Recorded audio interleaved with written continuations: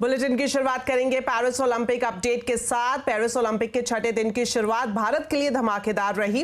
भारत के खाते में एक और ब्रॉन्ज जुड़ गया है। स्वप्निल कुसाले ने शूटिंग में शानदार प्रदर्शन कर ब्रॉन्ज मेडल हासिल किया है। स्वप्निल ने मेंस 50 मीटर राइफल 3 पोजीशन में ब्रॉन्ज मेडल हासिल किया है। इसी के साथ भारतीय शूटर स्वप्निल कुसाले ने इतिहास भी रच दिया है। मेंस 50 मीटर राइफल 3 पोजीशन में मेडल जीतने वाले स्वप्निल पहले भारतीय बन गए हैं।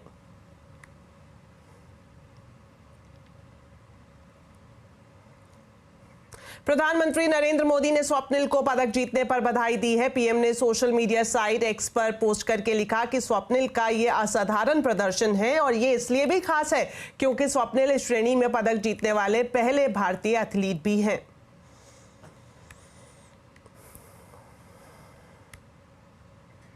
महाराष्ट्र के मुख्यमंत्री एकनाथ शिंदे ने भी स्वप्निल को शुभकामनाएं दी और उन्हें महाराष्ट्र का गौरव बताया। ओलंपिक में स्वप्निल कुसाले इसको ब्रॉन्ज मेडल मिला है, इसलिए मैं उसका अभिनंदन करता हूँ, बहुत बहुत शुभकामनाएं देता हूँ। उनके कोच हो, उनका परिवार हो, उन सभी लोगों का अभिनंदन। ये हमारे महाराष्ट्र के लिए गौरव है, महाराष्ट्र का अभिमान है। स्वप्निल के परिवार में भी जश्न का माहौल है। स्वप्निल के पिता सुरेश कुसाले ने कहा कि यह पदक स्वप्निल ने भारत को समर्पित किया है। ओलंपिक में मेडल जीतना स्वप्निल का सपना था। स्वप्निल ने जो आज पदक जीता है,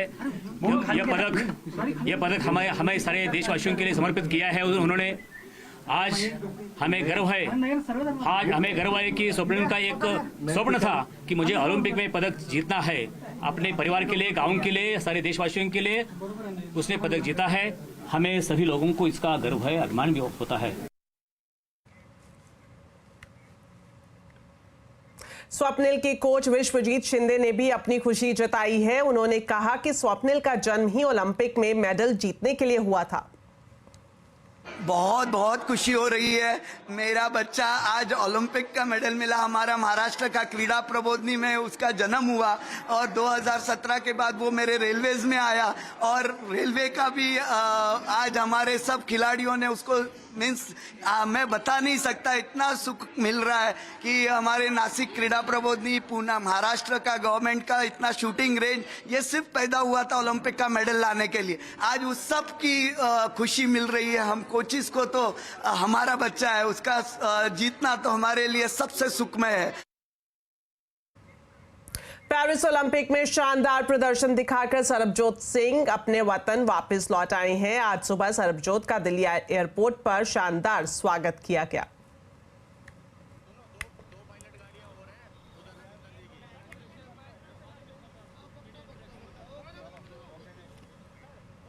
चलिए अब बात करते हैं बाजार की, जहां आज जोरदार जोश रहा। निफ्टी ने 25,000 के माइलस्टोन को पार कर लिया है। निफ्टी ने 24,000 से 25,000 का सफर तय करने में 24 सत्रों का वक्त लिया। निफ्टी की इस कामयाबी पर चर्चा के लिए अब जुड़ते हैं होम्स फटाकिया से। तो होम्स, बताएं निफ्टी की सिल्वर जुबली का सफर कैसा रहा?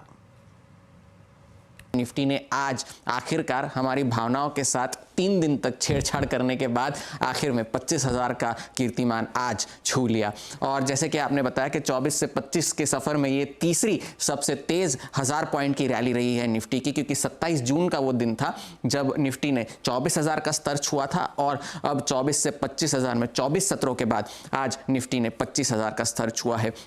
तो अब आप देखेंगे कि सितंबर 2023 में निफ्टी ने पहली बार 20,000 का स्तर पार किया था और 10 महीनों के अंदर हमने 5,000 पॉइंट्स की एक श्रेणी जोड़ी है। अब दिसंबर 2023 में हमने 21,000, जनवरी में 22, मई में 23, जून में 24 और आज हमने 25,000 का स्तर आखिर में पार कर ही लिया है निफ्टी ने। सो आप देख सकते हैं 10 महीनों में हमने ये स्तर छुए हैं। अब देख सकते हैं तेज जो 1000 पॉइंट्स की रैली रही है, 16 से 17,000 के बीच का जो सफर था उसमें 19 सत्र लगे थे जो 23 से 24 जो पिछले महीने हमने 24,000 का स्तर छुआ था उसमें 23 सत्र लगे थे, आज हमने 24 सत्रों में छुआ है। और 21 से 22 तक का जो सफर था जनवरी में जो हुआ था उसमें हमने 25 सत्र लगाए थे 1000 पॉइंट्स की रैली में। तो आप देख सकते हैं कि जो हाल फिलहाल की जो रैलीज हुई है वो बहुत छोटी 1000 पॉइंट्स की रैलीज रही है। कौन ऐसे स्टॉक्स है जो कंट्रीब्यूट कर रहे हैं? ONGC टॉप कंट्रीब्यूटर 25% का उछाल। ये हम कंपेयर कर रहे हैं 27 जून की क्लोजिंग से, जहां पर हमने पहली बार 24,000 का स्तर पार किया था। तो HDFC लाइफ जो लाइफ इंश्योरेंस कंपनीज है उन्होंने भी एक अच्छा प्रदर्शन किया है। HDFC लाइफ, SBI लाइफ 20% के रिटर्न्स। टाटा मोटर्स और इन्फोसिस और IT एक बहुत बड़ा कंट्रीब्यूटर रहा है इस रैली में। इन्फोसिस, TCS, HCL टेक तीनों ने अपना योगदान दिया है इस रैली में और ITC भी इसमें शुमार है। तो ये तो टॉप परफॉर्मर्स रहे। कौन से ऐसे स्टॉक्स है जिन्होंने पार्टिसिपेट नहीं किया? वो बैंक्स है। बैंक्स ने भी थोड़ी सी रिकवरी दिखाई थी पिछले हफ्ते, मगर अंडर परफॉर्मर्स की लिस्ट में एक्सिस बैंक 9.5% और 5% की गिरावट Tata steel, Bajaj finance, IndusInd bank और HDFC बैंक में भी देखने मिली। तो कहना गलत नहीं होगा कि ये 1000 पॉइंट्स की जो रैली है वो बैंक्स की अंडर परफॉर्मेंस के बावजूद हमें देखने मिली है। अब तो ये तो रही परफॉर्मर्स की बात, पर ये तो पहला कीर्तिमान है। पर जैसे कहते हैं सितारों के आगे जहां और भी है, तो 1 लाख के सफर में ये एक क्वार्टर, एक सिल्वर जुबली अगर हम कह सकते हैं, ये हमने निफ्टी ने मनाई है आज।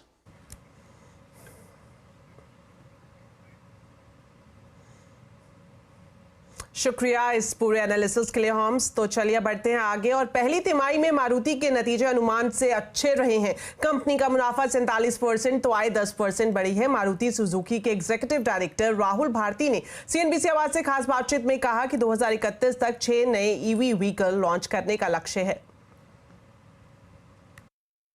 जो हमारी काफी वेटेड EV है, EVX, उसका हमारा हम अगले साल भारत मंडपम में जो भारत मोबिलिटी शो है या जो ऑटो एक्सपो जिसको हम कहते हैं, उसमें हम लॉन्च करेंगे।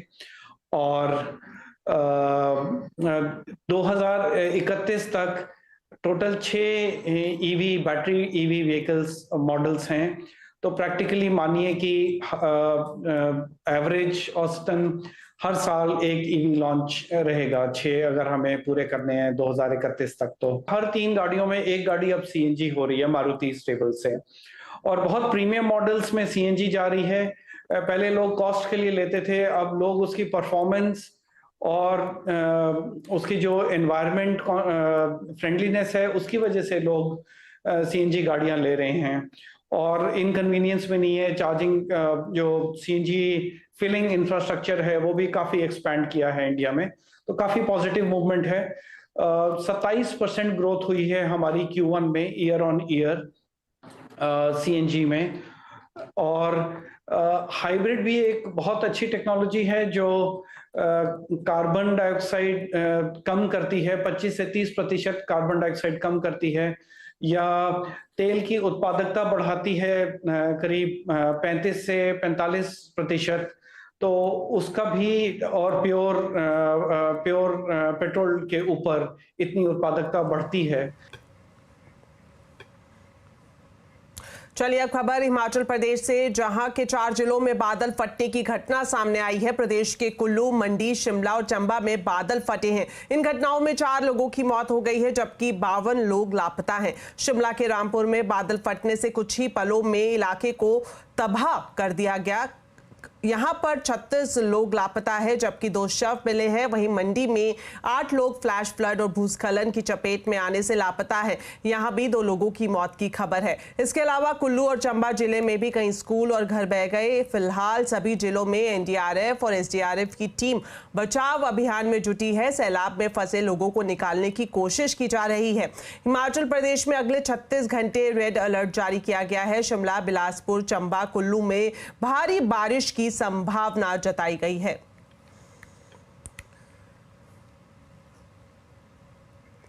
सुप्रीम कोर्ट ने अनुसूचित जाति और अनुसूचित जनजाति में आरक्षण को लेकर बड़ा फैसला सुनाया है। कोर्ट ने 20 साल पुराना अपना ही फैसला पलटते हुए कहा कि राज्य सरकारें अब SC/ST के आरक्षण में कोटे में कोटा दे सकती हैं। ज्यादा डिटेल्स के लिए सीधा चलते हैं संवाददाता असीम मनचंदा के पास। तो असीम, बताएं सुप्रीम कोर्ट ने अपने फैसले में क्या कहा है? सुप्रीम कोर्ट ने एक आज ऐतिहासिक फैसला सुनाया। सुप्रीम कोर्ट ने अपने 2004 के कॉन्स्टिट्यूशन बेंच के फैसले को भी पलट दिया है। 2004 में सुप्रीम कोर्ट की 5 जजों की संविधान पीठ ने कहा था कि जो अनुसूचित जातियां हैं उनके अंदर सब कैटेगराइजेशन नहीं किया जा सकता, लेकिन उसके बाद ये मामला 7 जजों की संविधान पीठ के पास भेजा गया था। 7 जजों की संविधान पीठ ने आज अपना फैसला सुनाया। 2004 के अपने फैसले को पलट दिया। 6-1 के बहुमत ये फैसला सुनाया गया। सुप्रीम कोर्ट ने कहा कि जो राज्य हैं उनको SC/ST आरक्षण के भीतर उपवर्गीकरण यानी कि कैटेगराइजेशन करने का अधिकार है। सुप्रीम कोर्ट ने यह भी कहा कि जो अनुसूचित जातियां हैं उनके बीच अधिक भेदभाव है, और सुप्रीम कोर्ट ने कहा कि जो अनुसूचित जातियां हैं वो एक समरूप समूह नहीं है और सरकार पीड़ित लोगों को 15% आरक्षण में अधिक महत्व देने के लिए कैटेगराइजेशन कर सकती है। तो सुप्रीम कोर्ट के इस फैसले के दूरगामी परिणाम होंगे। जो राज्य होंगे वो अब अपने जिन भी पिछड़े हुए वर्ग हैं, जो शेड्यूल्ड ट्राइब्स हैं, उनको कैटेगराइजेशन करके उनको आगे कर सकते हैं। शुक्रिया असीम इस पूरी जानकारी के लिए। तो चलिए अब आपको बताते हैं आज के आवाज अड्डा के टॉपिक के बारे में। इजराइल और हमास के बीच फिर से तनाव बढ़ने लगा है। क्या खाड़ी में बड़ी जंग की आहट हो रही है? आज आवाज अड्डा में इसी पर करेंगे बड़ी चर्चा शाम 7:57 पर।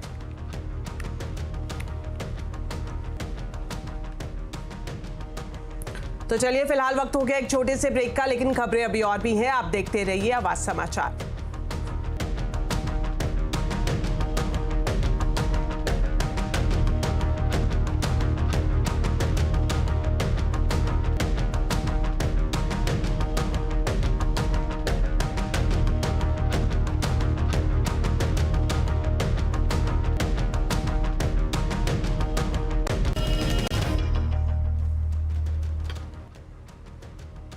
ब्रेक के बाद आपका स्वागत है। क्या आपने इनकम टैक्स रिटर्न फाइल किया? अगर नहीं तब भी अब आपको घबराने की जरूरत नहीं है। हालांकि इसकी जो डेडलाइन है वो शायद आपने जरूर मिस कर दी होगी, लेकिन अभी भी आप रिटर्न फाइल कर सकते हैं। अब आप इनकम टैक्स की रिजीम को चेंज नहीं कर पाएंगे, लेकिन रिटर्न जरूर फाइल कर पाएंगे। टैक्स एक्सपर्ट शरद कोहली से डिटेल में बातचीत की है हमारे ब्यूरो चीफ लक्ष्मण रॉय ने। देखिए, अभी 31 जुलाई की तारीख खत्म हुई है।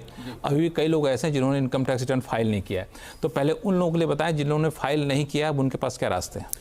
जी हाँ, मुझे याद है 31 जुलाई की रात को 12 बजे तक लोग अपने कंप्यूटर्स पे लगे हुए थे। किसी का हैंग हो रहा था, कुछ हो रहा था। पर अगर रह भी गया है किसी वजह से, कई दफ़े कोई कारण हो सकता है, आपकी तबीयत ठीक नहीं है, कोई डेटा अवेलेबल नहीं है, टैक्स नहीं पे हो पाया, नहीं हुआ है, तो कोई चिंता की बात नहीं। 31 दिसंबर 2024 तक का आपके पास समय है। और 31 दिसंबर 2024। जी हाँ, और मैं 3 भागों में बांट देता हूं लोगों को। जिनकी इनकम बिलो टैक्सेबल है वो तो बड़े आराम से फाइल कर सकते हैं, कोई पेनल्टी भी नहीं है। जिनकी 5 लाख तक की इनकम है वो 1000 रुपये मात्र सेक्शन 234F में फीस जाती है। मैं पेनल्टी नहीं कहता क्योंकि वो मैंडेटरी फीस है, उसको दे के फाइल कर सकते हैं। और ज़्यादा से ज़्यादा ये 5000 रुपये लगती है। पहले आपको याद होगा 10,000 होती थी, अब तो वो कम कर दी गई है। तो 31 दिसंबर तक आप 5000 रुपये दे के, अगर आपकी 5 लाख से ऊपर की इनकम है, आप उसको फाइल कर सकते हैं। कोई चिंता की बात नहीं है। कोई एक अंग्रेजी में कहावत है, no heavens have fallen down, ऐसा कुछ नहीं हुआ है। आप छोटी सी फीस देके उसको फाइल कर सकते हैं। एक और मुद्दा कि जिन्होंने फाइल कर लिया है लेकिन अब उनको कुछ लगता है गड़बड़ हो गया जी, तो कोई रास्ता, कब तक का रास्ता है? यहाँ भी लक्ष्मण कोई चिंता की बात नहीं है। गलती, टू एयर इज ह्यूमन, इंसान से गलती होती है, तो आप उसको रिवाइज कर सकते हैं। 31 दिसंबर तक का आपके पास समय है, आप इसको फाइल कर सकते हैं। लोग सोचते हैं हमारे पास इंटीमेशन आ जाएगा उसके बाद हम नहीं कर सकते। बिल्कुल आप कर सकते हैं। 31 दिसंबर 2024 तक किसी रिवाइज रिटर्न फाइल, जी हाँ, त्रुटि का आप सुधार कर सकते हैं। उसमें कोई आपको पेनल्टी और कोई पेनल्टी फीस देने की जरूरत नहीं। एक और चीज कि जिन लोगों ने रिटर्न फाइल कर लिया है उनको एक्नॉलेजमेंट भी वापस अपलोड करना पड़ता है। जी हाँ, 30 दिन के अंदर आपको, जो हम कई तरीके अक्सर बताते रहते हैं, बहुत जरूरी है। ये ना सोचिए कि रिटर्न फाइल कर दिया तो अब आप आराम से बैठ गए। 30 दिन के अंदर या तो उस वी फॉर्म को आप बैंगलोर पोस्ट करें, नहीं तो आप अपने आधार OTP के माध्यम से, हम कई दफे बता चुके हैं, ऑनलाइन बैंकिंग के जरिए आप इसको वेरीफाई जरूर करें। अगर वेरीफाई नहीं करते हैं तो रिटर्न इनवैलिडेट मानी जाए। लेकिन इन सब के बीच एक बात का बिल्कुल ख्याल रखिएगा, क्योंकि अब आपने 31 जुलाई तक रिटर्न फाइल नहीं किया है तो आप चाह करके भी आप पुराने टैक्स रिजीम में नहीं जा सकते हैं, क्योंकि बाय डिफॉल्ट आपका न्यू टैक्स रिजीम आपके तहत भरा चुका है। अब आपको उसी के तहत रिटर्न फाइल करना हो। क्यों, सही कह रहा हूं? बिल्कुल ठीक कहा आपने। आप रिवाइज करने में रिजीम चेंज ना करें, बाकी कोई त्रुटि हुई है तो उसको आप सुधार कर सकते हैं।